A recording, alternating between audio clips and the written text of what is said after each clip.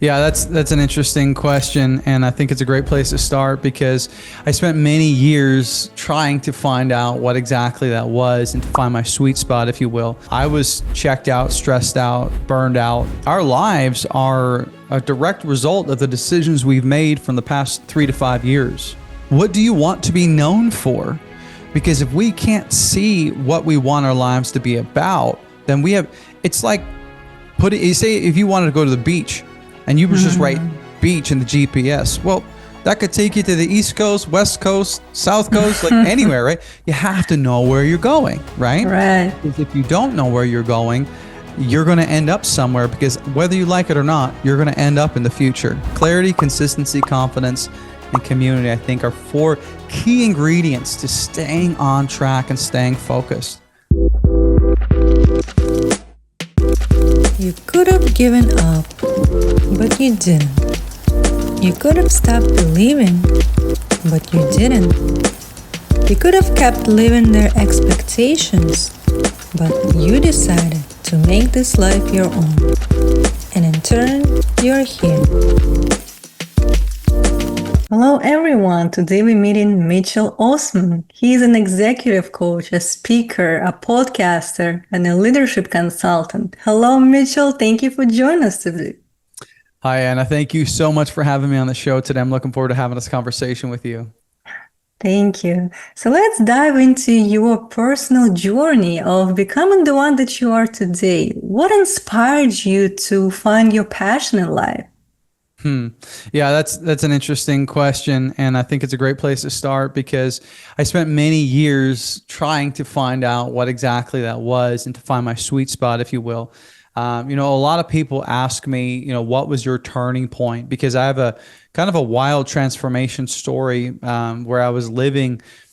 I ended up becoming like apathetic and just kind of sort of hollow, if you will, because I wasn't doing really what I was designed to do. I wasn't passionate about it. So, I'll start with a couple of the turning points and then I'll try and keep it as short as I can. But, a couple pivotal points for me were one was a fight that I had with my wife, and a second one was a funeral that I was at. And so I'll start with the fight. We were sitting on our couch in the living room one day, and it all kind of hit the fan. We were fighting over money, I think, at the time, and it morphed into a fight about me working too much, and it kind of went on from topic to topic. And at this point, we'd been married for about 3 years, and it was a hard 3 years of struggling. We fought a lot, but this day was our rock bottom. We fought all the time, but this one was different. I felt like I couldn't fix it. Deep down, I knew that if something didn't change, Anna, that this marriage was going to be over. We had never used the word divorce. That day we did. And so to give you some context, going into that, I was recently fired from a senior leadership position. My career was everything. It was how I made, obviously, my living, but I thought it was what I was passionate about. I had my identity wrapped around it, but I ended up spiraling into depression. I gained 60 pounds. We were $100,000 in debt. I was medicating with drugs and alcohol to kind of cope. And now I was on the verge of losing my marriage. I was checked out, stressed out, burned out, and I didn't quite understand, like, why was it that I was so powerful at work, but powerless when I came home? Business just made sense to me professionally, but I just couldn't figure out my life personally. And to back it up even more, I came from a bit of a dysfunctional upbringing, so I had a non-existent relationship with my father. He was, alcoholism, drugs, crime were littered throughout my family growing up.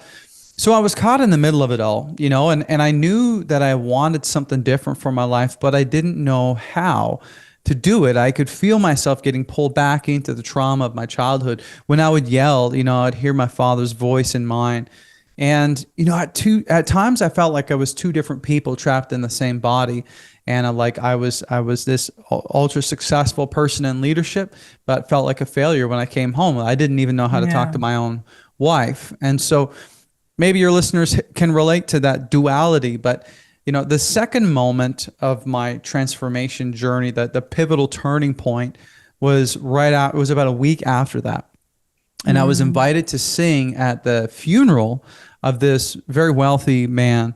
and the minister was telling stories about, all the people that he helped and all those things. And I was putting on my guitar and I was getting ready to sing the last song in the funeral. And I overheard the minister ask the congregation, the crowd there that day, he said, "Are you living a life worthy of imitation?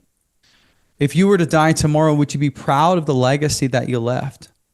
And Yeah. Anna, in that moment, I started to try to sing the last song and I could barely choke out the lyrics because all I could think was, if this was my funeral today, I don't think one person would be saying, "I want the life that he had. I want the marriage that he had. I would love to, love others and to be healthy like he was." At that point, people probably would have said, "He struggled. His life was hard, and then it ended."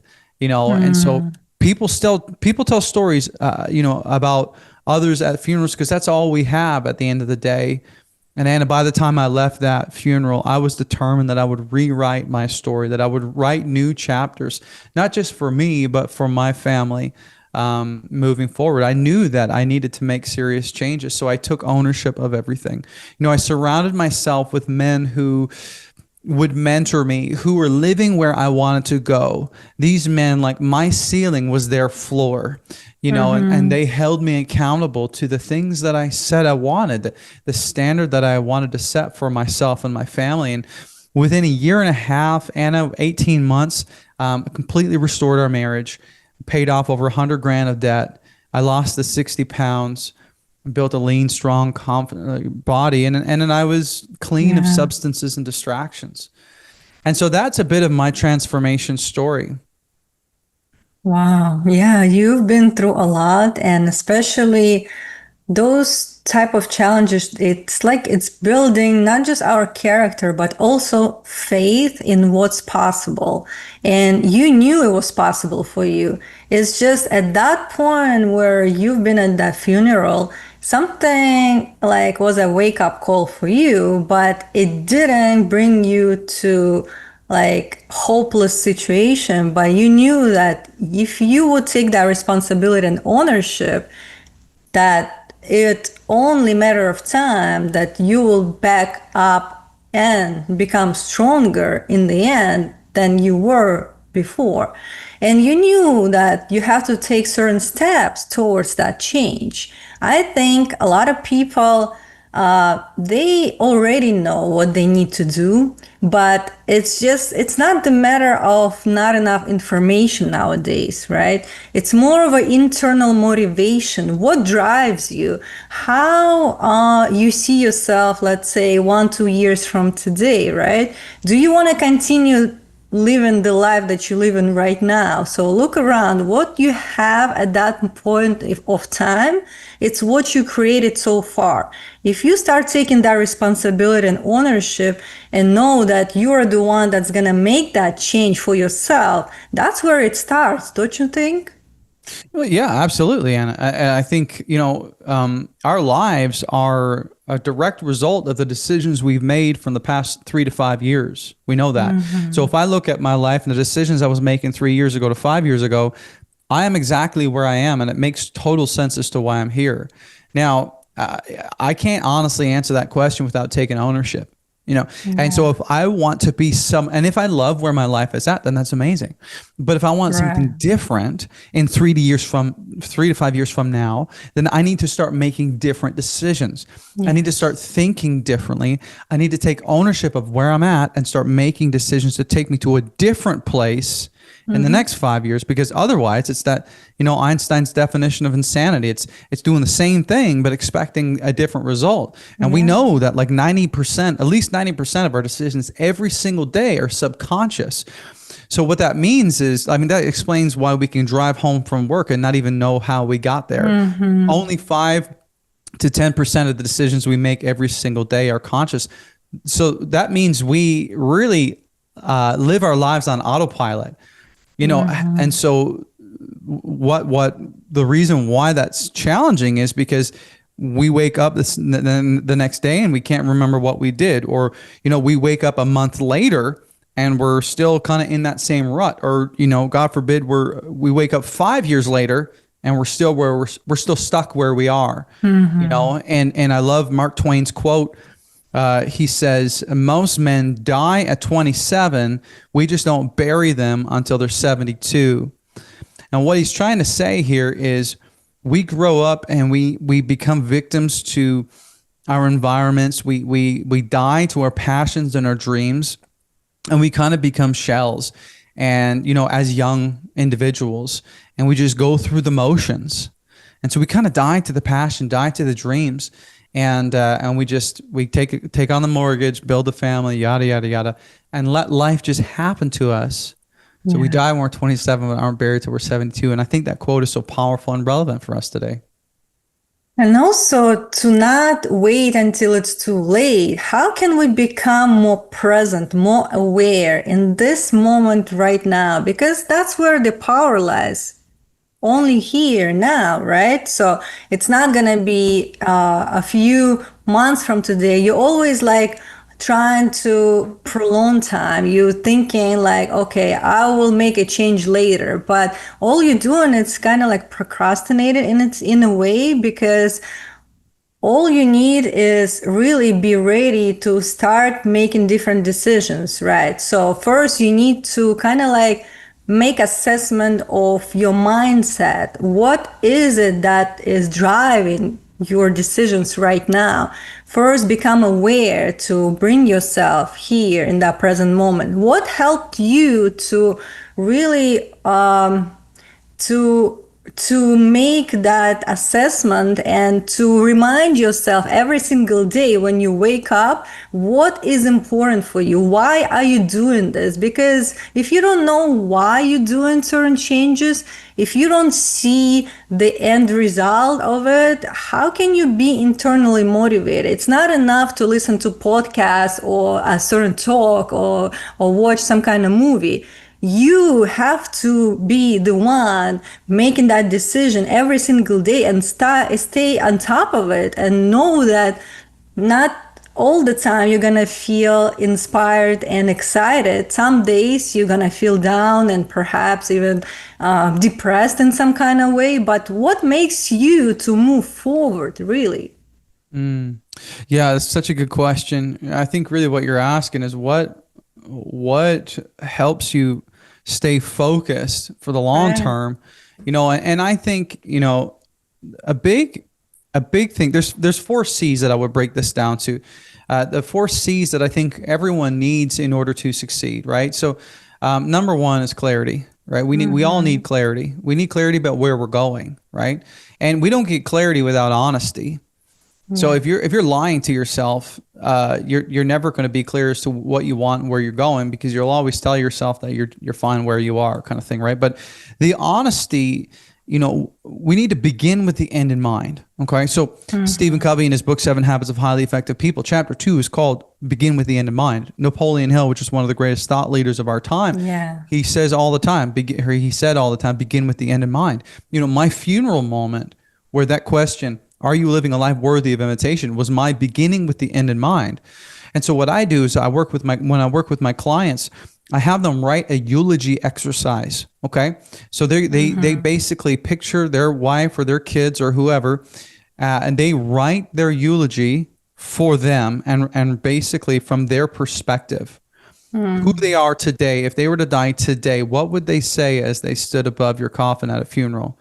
About the man you were, about the mother you were, about the father you were, you name it, about the wife you were. And again, I work a lot with men, so that's why you're going to hear a lot of more maybe referencing to men and masculinity. But the thing applies for all genders. So number 1, getting clarity. What do you want? What do you want to be known for?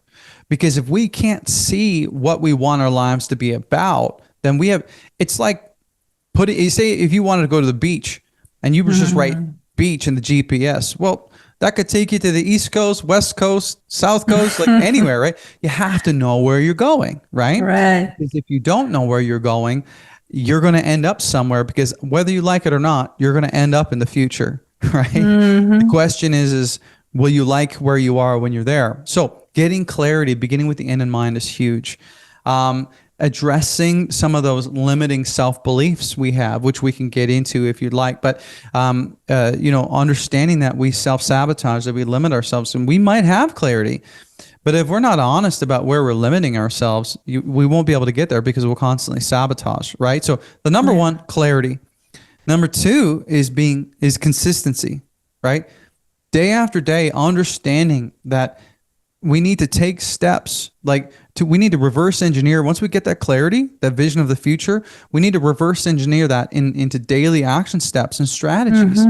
Because again, if I want to know if I want to be a different place 3 to 5 years from now, then I need to act differently, right? Yeah. I need to get into different circles. I need to think differently. And so what do I need to consistently do in order to become that person? Because when you're consistent, you're casting votes for the person you are becoming, for the direction you're heading. And that's a big problem, is because we often have broken promises to ourselves so much that we lose self-confidence because we say, why would anyone else trust me if I can't even trust myself? I've not gotten up and worked out when I said I would. I've not showed up for my spouse when I said I would, fill in the blanks. So consistently following through with the promises you make or the things that you said you wanted to do, that builds confidence, which is going to, again, allow for you to be more consistent, right? Right. Which leads us to the third part, which is confidence, which is a byproduct of consistency, like I was just saying. Because the more you follow through with your promises, the more you do the things you said you would do, the more you become confident. And if your listeners want to, they can Google the confidence competence loop. Fascinating phenomenon that happens when we grow in our competence, and then that affects our confidence. Yes. But anyways, essentially what happens is when we're consistent, we grow in our confidence, which gives us the courage to continue moving. And the fourth one, and I would say is probably the largest factor in all of this, is a sense of community. Being around like-minded men or like-minded women who are on the same mission as us. Like I said, I surrounded myself with 5 men who my ceiling, where I stopped, they began, right? Who could show me what was possible for my life because they were doing it. Not only gave me the steps, but they could help me see it for myself. And so, that old saying, you are the combination of the 5 people you spend the most time with. I mean, I call it the Iron 5. And my clients, the men in my community, they all have their own Iron 5. And to break it down real quick is the partner. This is the person who walks beside you. You have the protector, which is a person who watches out for you, watches your blind spots. The provider, which invests in your growth. The pusher, which is someone who demands your best, who pushes you to heights of greatness. And then the pioneer is someone who's gone before you and shows you what's possible. And so having great people around you that can help you stay on track and hold you accountable. So those 4 things, clarity, consistency, confidence, and community, I think are 4 key ingredients to staying on track and staying focused. Wow. Yeah, I think those are just like a perfect formula for people to follow and really embrace that. Also, it's not gonna take overnight kind of like a timeline, you're gonna invest in yourself moving forward, but as long as you stay consistent and, like you said, surround yourself with the right type of people who you're looking towards to becoming, perhaps, and they are also inspiring you to move forward, I think it's very crucial for us to understand that it's about your life, who you want to be, where you see yourself. It's important. It's like sometimes we are considered like as being selfish, right? If I spend too much time on myself, I'm being selfish, but it's the other way around. I think it's essential. First of all, I always say you have to prioritize your self-care and self-love first. Make sure you are supported in all areas of your life and you are the one who's going to provide that time for yourself. That's number 1. Number 2, you have to invest in your growth, right? So it's inevitable and you have to provide all of that for you. It's like if you don't see the importance of that, if you don't prioritize that, if you don't make time for it, create time, put it in your schedule, nothing will happen, really. Mm-hmm. Absolutely. And I think that's the key, is consistency over time. And your listeners, I like to encourage them with this. There's something. Have you ever heard of Cantor's Law before? Oh, not really. You can tell Okay. us. Yeah, I'll tell you about it. So Cantor's Law is a simple universal law that states that things always get hard in the middle. They call it the messy middle. Okay. Okay. And so we have to be prepared for this. So, and how this can relate to, say, pursuing your passion is we start, maybe you start the business, you start the channel, you start the podcast, whatever, and you got all this momentum and all this passion. And then all of a sudden you realize how much work it is. Yeah. And then you realize, oh, maybe I'm not as good at this as what I think I am. And then you start getting a little bit discouraged, right? And then what happens is you get this lull of energy and passion, and then it feels impossible. Everything gets messy in the middle. And so, but if you hang out long enough to develop those skills and develop that consistency, to develop the confidence, to develop the network, what happens is it comes back up and you see supernatural success and increase, because now you've learned so much more. But it happens in every endeavor. And so what I say to people, don't think that you can beat Cantor's Law, because it's going to come. All right. But if you can prepare for that and say, you know what, I'm going to start and this is going to be awesome. And I'm going to be really excited for a while. And there's going to come a time where I feel discouraged. There's going to come a time where I'm realizing that I've got a lot to learn. There's going to come a time where I realize I need to expand my network, or this isn't going to keep working and I'm going to want to quit. Then you have to, that's when discipline needs to kick in. That's when you need to align with your, what I would call your why power, because your why power is much stronger than your willpower, right? That's going to kick in when you're doing, with whatever you're doing must connect with your inner sense of why, the thing that makes you come to life, why you're here on earth, because that's not going to wear out. Your willpower will. But when you can kick that in, and that's going to help you beat Cantor's Law, if you will, and get through to the other side. But that happens all the time, even in the context with fitness. You're super motivated. New Year's resolution. I'm going to eat clean. I'm going to work out. What happens by February, by March, you lose the vision. Cantor's Law hits. You're like, this is hard. And then you give up, right? This is why 90% of businesses don't make it. This is why I'll say this podcast statistic, because it's a reason to celebrate what you're doing. We know that 80% of podcasts don't make it past episode 20. Oh, wow. Isn't that crazy? It's and crazy. Only 5% of podcasts make it past 50 episodes, right? And so my podcast, the Dad Nation podcast, we're recording episode 53 today. And I'm like, congratulations. Yay. I beat the 95%, right? But that's the Cantor's Law, I think, is huge. And so when you are in the middle of that and you're feeling discouraged, remember that this is not unnormal. This is actually very healthy, very normal. And I just got to press on. Yeah, and that's huge. And I think it's, in a way, life is testing you. Do you really want it? How committed are you to your calling, to your passion? If something hits, like, you hit the obstacle and another one, are you strong enough to overcome? And did you develop a foundation that is strong enough and support system that helps you to propel forward no matter what?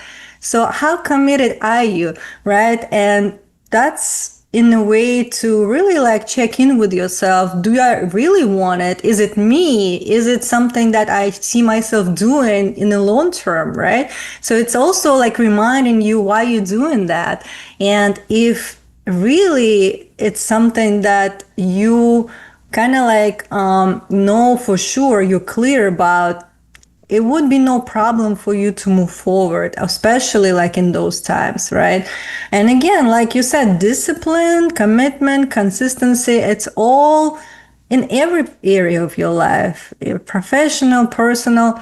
And also I feel we have to understand that it's a ripple effect as well. We are becoming like an example for people to look up to as well. And the way we communicate, the way we present ourselves, right? So, like how we carry ourselves, it's like an energy in a way. Like uh, it's contagious, right? People feel it. And the more authentic you are and how you embrace and embody of who you're becoming, and if it's real for you, it's gonna really impact a lot of people along the way. And it will attract more of resources and partnership towards your way, right? So it's something like sometimes you can know for sure how it's gonna look like, but you know you want it, and you know this is something that is in alignment with who your true self is, right? Your Hmm. calling, let's say, and you feel that excitement, and you just like take another step and another step, and you listen to your intuition, and this is how you know like it's something that will reveal itself. Perhaps you don't know how it's gonna, um, will come out, but it's still something that will affect a lot of people along the way.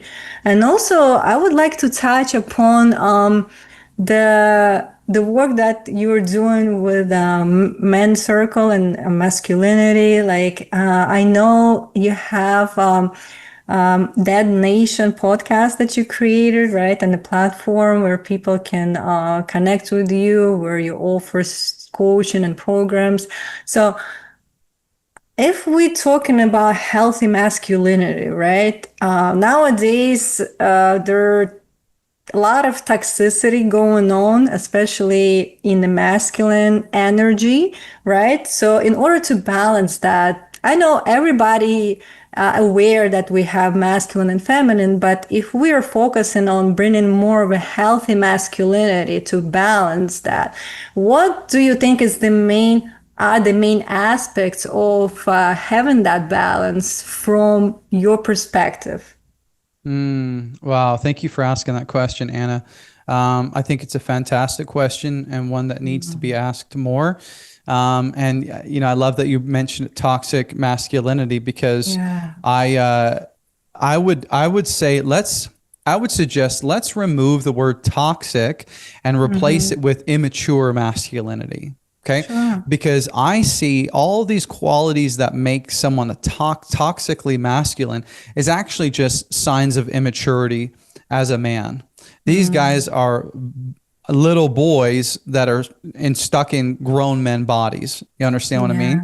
Yeah. Yeah. And so these are men who are domineering, who think that they need to be worshipped, or you name it, asserting their dominance, alpha male, whatever you want to fill in the blank with that. But I think today masculinity is being on a spectrum of understanding how to be focused and assertive and strong and all those different things, but also being able to be in tune with your emotions and being able to meet your partner where they are, being able to connect on an emotional level with your children, and not just providing financially, but providing emotionally, providing relationally, providing, all those different ways. But the old guard, the old way of thinking around masculinity is like, I do the work. I go, I work the 9 to 5. I provide for my family. That's all that's expected of me. I think that a modern man needs to be much more nuanced than that. And I think it's I know that, and I teach this to my clients, is that a woman's basic 3 needs are to feel seen, to feel heard, and to feel Yeah. safe, right? Right. Seen, heard, and safe.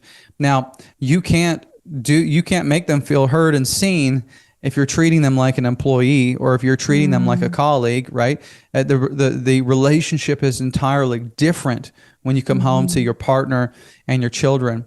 And so I would say, yeah, the word masculinity is very much misunderstood, but I believe that healthy masculinity is essential because let's think about it. When we talk about the essences of masculinity and femininity, I'm not talking about Mm-hmm. gender here. I'm Right. talking about what the driver of someone with a masculine essence. They're driven by mission, by goals. They're very focused. They can be assertive, making. They're motivated by excellence. Mm. Accomplishments.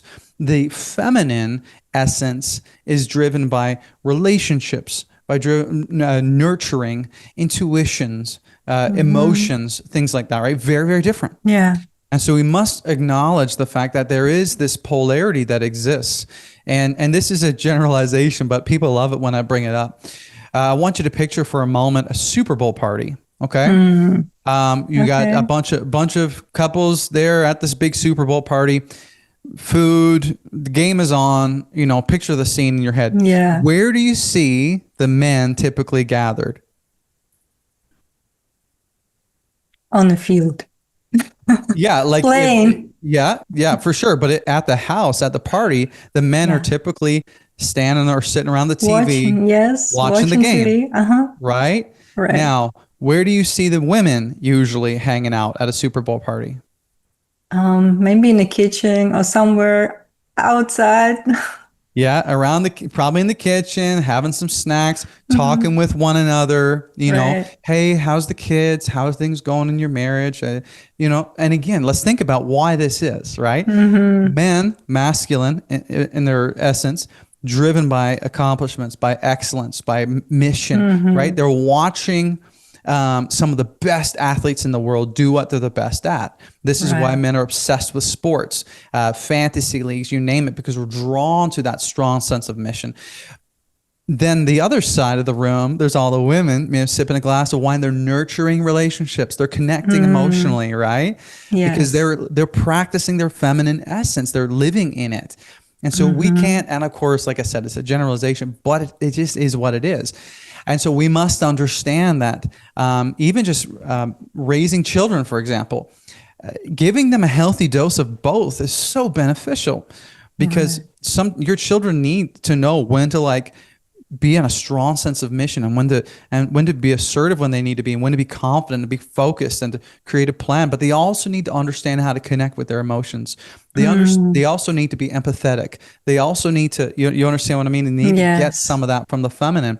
And in the same way in our relationships, whether we're married or it's a partnership, you name it, we can either see our wiring as it pulls us apart and makes us different, or we can Mm-hmm. see it as something that grows us together. And we can say, hey, what can I learn from you? How can you teach me in your femininity? Or a partner saying, how can you teach me in your masculinity? Me and my wife are Mm-hmm. polar opposites, but she has taught me how to empathize, how to love Yeah. others, how to listen powerfully, how to care for others. And I've taught her how to like be assertive when she needs to be, or how to set healthy boundaries and how to go for a goal and how to, that kind of thing. Right. And so I think it's a beautiful thing. And I think we need masculinity in our world today. Is just that it's been painted with sort of a negative light, but it's Mm-hmm. because it's been painted with this image of toxicity. Right. Right. But healthy masculinity, oh, yeah, we need more of that for sure. Definitely. And I usually picture, like this yin yang, right? This balance. And Yes. it for me, like feminine, it's more of about being and masculine more about doing, right? Yes. So it's that way we kind of like understand where it's coming from and the actual drive behind it. And also, yeah, I like how you mentioned that we need to have both and teach our kids. And also, I feel like the actual toxicity or immaturity mostly comes from perhaps not being able to fully heal certain type of trauma or like feeling insecure in some kind of way. So, and that is being projected towards another person, right? So it's kind of like those type of like abusive relationship, right? Like when you Hmm. see something usually starts with a person not feeling safe, right? And why is it so? Because deep down, they perhaps feeling some kind of disbalance and not fully integrated in their own essence and not feeling grounded and safe as they are. So I think before we kind of start engaging in relationship, especially like intimate romantic relationship, we first have to also help ourselves, right? So first, make sure that we are helping ourselves to become that best version that we can be, so we don't affect another person consciously or unconsciously, right? By projecting our wounds or our insecurities on them. So being really like owning that, being aware of that, and really helping ourselves, knowing that it's important not just for us, but for relationship with other people as well. And in that way, we're more taking responsibility again for what we can create. Yeah, I mean, I agree 100%. And I would say maybe to summarize what you just said is if you don't transform your pain, you're going to transmit it, Yeah. right? If you don't transform your pain, you're going to transmit it to your partner, to your children, and your unhealed wounds will begin to bleed out into your marriage, into your relationships. And that's exactly what happened with me, Anna. I had all this unresolved trauma and all this unhealed these wounds from my childhood that when my support when my system of stability, aka my career, broke, Yeah. I lost it because that was what I put my identity into. I didn't have systems. James Clear says you don't rise to the level of your goals, you fall to the level of your systems. And Yeah. so I didn't have any healthy systems in place. So I fell fast and I fell hard, right? And it all comes from our the lies that we believe about ourselves that have been spoken to us or over us, as children. And we have to learn to extract that and replace those lies with truth. Otherwise, if we don't, we're going to keep living out of that narrative and continue to hurt others around us. I have you know what, actually, Anna, I have a framework that I use with my clients that I'd be happy to share with your listeners. Yes, of course. Yes, let's Okay. listen. It's called the clear thinking process. Okay. So the word clear, it's a 5-step process, CLEAR. Okay. And it's the process of identifying these lies and then replacing them. So I mean, some might call this the deep work, but I tried to distill it down into a simple 5-step process. So the first one, C, stands for call out the lie. Okay. And so essentially what you're going to say is the story I'm telling myself about this thing, maybe it's I'm an angry man, or I'm too far gone, or I missed the moment, or this marriage is over, or whatever. But I want you to go into I want you to go into detail about it, right? And understand what that lie is that you're believing about yourself. So for me, I believed that I was going to be an alcoholic like my father, and that I wasn't smart. That was my older sister, because those were two things that were always said to me. And so when my marriage started, when I lost my career, what did I start doing? I basically bombed my life, almost torpedoed my marriage, and I started drinking, just like my dad did. It was a self-fulfilling prophecy. So call out the lie. Number 2 is L, right? Locate the source. Yeah.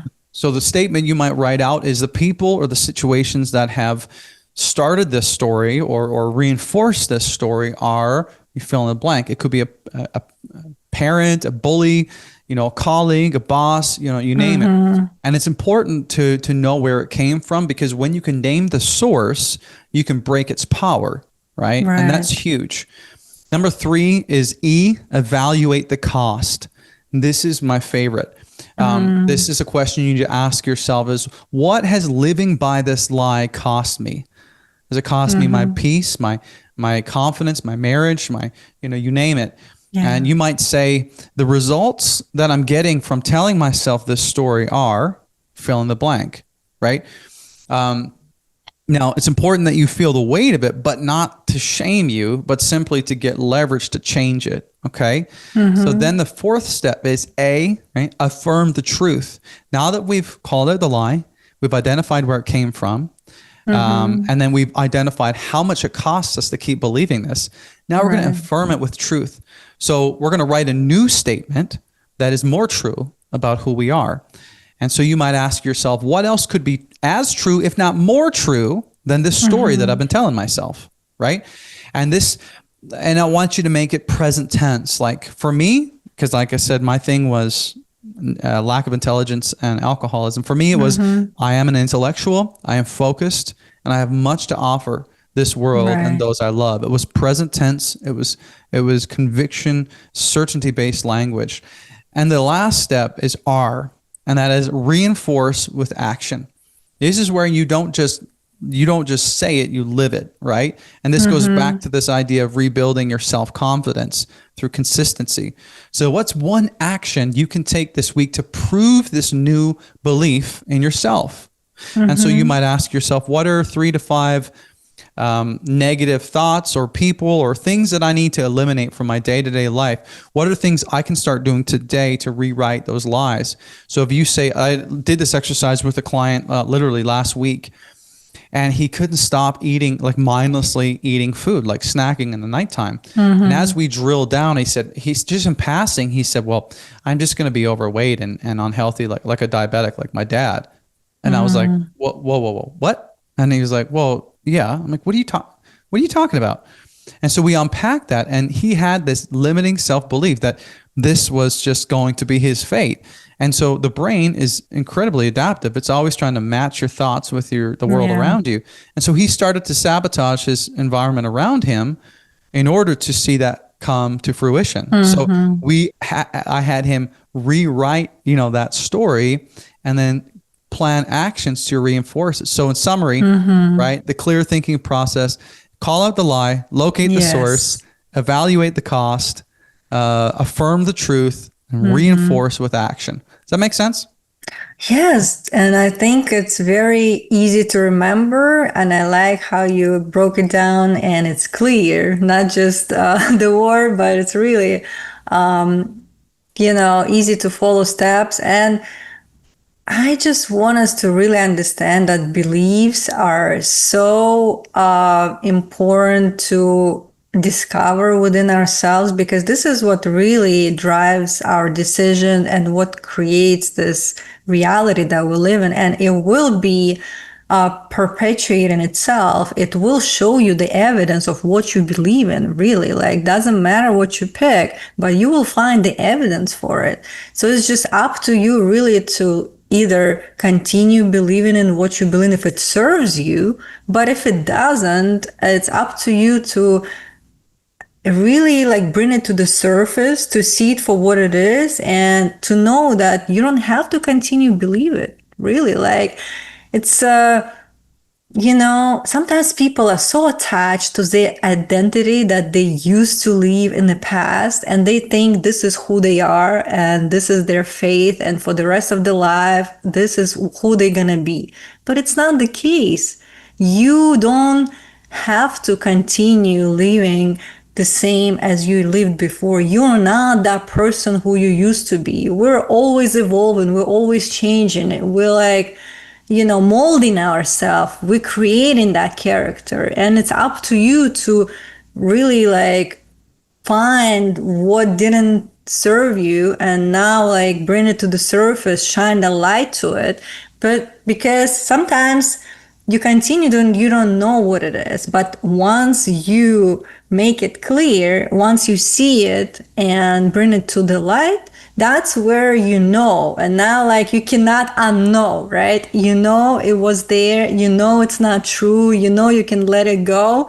And again, now it becomes, again, more responsibility. I think sometimes for people it's easier to stay in that victim mindset because they know if they will find out something about themselves, it requires you to do something about it. But not everybody is ready to do something about it. That's why they stay in that zone. It's comfortable for them.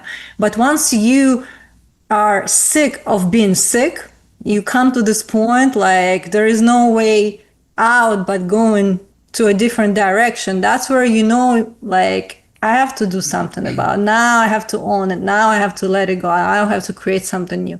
So But again, sometimes it comes with a high cost, with the price. People, have different, sometimes very painful experiences to wake up to this understanding.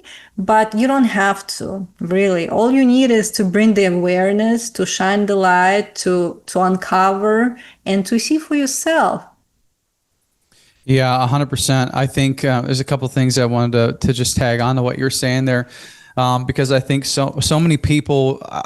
I think it's easier to make a change when you hit rock bottom. Unfortunately for me, it took that, and unfortunately for most people, it takes that kind of traumatic event.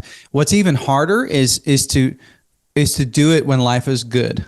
Yes. Because and that's why I love the saying, good is the enemy of great, right? Because you don't want to experience more pain. You're like, it's okay. Like, or mediocrity. Oh, like if it's bearable, if it's not too good, but it's not too bad, that's where it's just like you don't do anything. Yeah, and that's why I love that eulogy exercise, or this idea of beginning with the end in mind. Because at the end of your time, at the end of your life, what are you going to want to be known for? Jim Rohn, one of my favorite quotes of all time, he says, "We must all suffer from one of two pains: the pain of discipline or the pain of regret." Now, the difference is discipline weighs ounces while regret weighs tons. And Anna, for me, I refuse to get to the end of my life and have to deal with the weight of regret, right? Because that is tons versus the weight of discipline, which is small daily decisions. Maybe it means I don't go out and do this thing, or I stay home and I spend time with my family or whatever, because in the end, I'm going to be thankful I did it.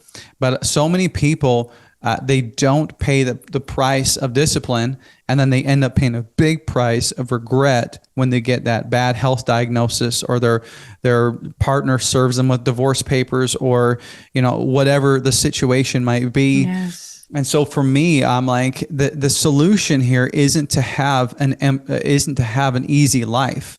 I think a lot of people, especially men, we want things to be easy. We've been sold a lie. And it's not great motivational advice, but the sooner you can stop expecting life to be easy, then the faster, or the sooner you can find contentment and peace. Because if you'll allow me for a moment, Anna, I want you to think about this. We have to choose our hard, right? For example, making wise decisions is hard. Making bad decisions is hard. Being out of shape is hard, but being in shape is hard, right? Being disciplined is hard, but being lazy is hard. Getting out of your comfort zone is hard. Staying in your comfort zone is hard. Starting a business is hard, but working for someone else is hard. Being rich is hard. Being poor is hard, right? Having no friends is hard. Having a lot of friends is hard. And the last one, which is a kicker for me and my clients, fighting for your marriage is hard. Divorce is hard. Yeah. At the end of the day, there is no such thing as easy. Everything is hard. You just have to choose which pain or which hard do I want to feel at this point in my life. And if we can accept that and say, I need to find out what I'm passionate about. I need to find out what I love, because that's the thing that I'm willing to suffer for, and I'll suffer for it happily. You know what I mean? Wow. Yeah. And it's beautifully said. And I like how now we can see in the perspective, right? So like, it's not that one thing is easy, another one is hard. Everything requires your time, your effort, your sacrifice, commitment, everything. But what would you choose? Like, what is the opposite, what that will bring you the other type of hard or harsh type of circumstances that you don't want to face, right? So what weighs more in your eyes in terms of the result, in terms of the person that you want to be? Are you looking at yourself in the mirror and you're proud of who you are? Are you the person of integrity? Like you said, if you would die tomorrow, what would people say about you? Are you leaving the legacy behind you, right? So what did you build in your life? So really, like, it will require your sacrifice and time and commitment. And it's just how life is. And right, if we accept it and we don't look for the easy way out, right? We don't expect something that's gonna come in our lap just out of nowhere, but knowing that we're the ones that will bring it to ourselves one way or another. And the the beautiful thing is everybody has a free will. And that's a gift. That's a gift that you've been given. And what are you doing with that? Really? Like right now, what are you choosing to do with your life? Who are you choosing to be, right? So it's just simple questions. If we really stop for a moment, pause, and ask ourselves, like, if I'm gonna continue doing what I'm doing, I'm gonna be at the same place where I'm at right now. Is it something that I want? It's not like, too hard to understand. But then again, it will require your responsibility to do something about it. And it's not to make you feel scary, right? Like, it's a beautiful thing, like knowing that nobody has power over you but yourself. Isn't that good? Well, I say that to my clients all the time. I'm like, who's in control? Yeah. And I'll just send them a quick, when I text and check in, right? I'm like, hey, how's it going? I'm like, oh, I'm frustrated. I lost my temper, or I binge ate last night, or whatever, or whatever. I'm like, who's in control? And they're like, oh yeah, I know, me. Yeah. But we so often forget, right? But the thing is, no one's going to take the remote out of your hand. No one's going to take the bottle from you. No one's going to take the cheeseburger out of your mouth. No one's going to force you to do anything. There's never going to be a pack of cheerleaders at the gym parking lot cheering you on when you pull up. We have to take ownership and understand that we are the only person who has control. And you know what? Like you said, it's an amazing thing because it's liberating, because like, oh, I get to decide. Oh, I get to decide my health, my wealth, my happiness. I get to decide where I go and what I do in life. But when we're victims, we think that life happens to us, and I would say, no. Let's move from victim to victor and say, no, life happens for you. You get the opportunity to choose, right? And that's powerful and liberating. Definitely. And I'm so glad that we had this conversation today. So for those who would like to connect with you online, how can they find you? Thank you for asking, Anna. You know what I would say, you could Google the Dad Nation, or, my name, Mitchell Osmond. But, I work with people 3 different ways. I keep it real simple, mostly because I don't have a great memory. But 3 C's. Number 1 is the content. So that's the Dad Nation podcast. Right. Courses. I have something called the High Performance Husband, which is essentially everything I teach my clients 1-to-1, but it's in a program that's self-guided. And the third one is coaching. I have a group, a community called the Dad Nation Coalition, which you could apply to be a part of. Like-minded men who are on this journey, like things I was talking about. And for the right person, I do 1-to-1 coaching as well. So those are the 3 things I do. But yeah, I'd love to give you the link to, all those things. And if you want, I'd be happy to give your listeners a free gift today. Are you okay with that? Sure, of course. Well, I have something called the Connection Code, all right, which is 50 questions to spark the fun and get the fire back. Now, the reason why I do this, remember, like I said, I work predominantly with men. And so they really struggle with connecting with their partners on an emotional level. But we must understand that women need that to be connected with emotionally.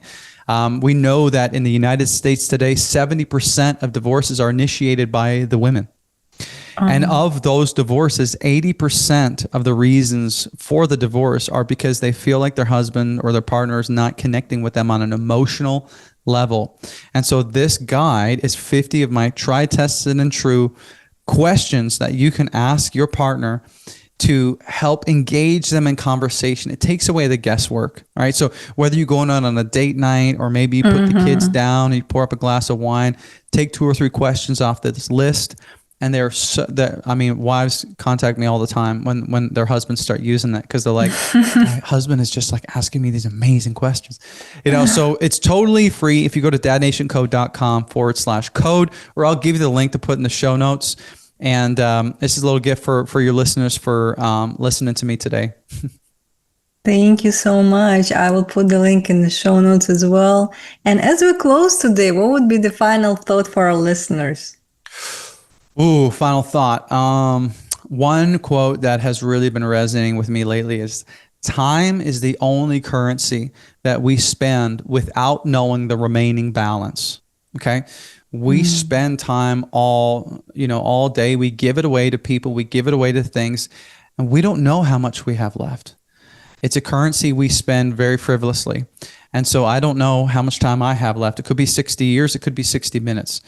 So it's not lost on me how valuable that is. And so to your listeners, I would say, really think about where you're investing your time, because no matter what you do, you can't make more of it. You can make a lot more money, but you can't get your time back. And so, and in saying that, I would say use that also to say thank you, Anna, for your time and your listeners, because it's not lost on me how precious this asset is. And so I've appreciated this conversation with you today. Thank you so much. I hope you enjoy your day. You too. I hope you enjoyed this episode, and if you did, hit the subscribe button and share it with others. Stay tuned.